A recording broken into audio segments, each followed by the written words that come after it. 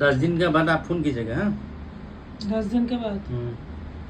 ये मेडिसिन चलते रहेगा 10 दिन। आप 28 दिन 29 30 31 7 तारीख को। বাবা ও বাবা তুমি এখন বল টল নিয়ে খেলো না বাবা, বল নিয়ে খেলো না। কটন তোমাকে ডাক্তার বারণ করেছে বাবা, বল নিয়ে খেলো না সোনা।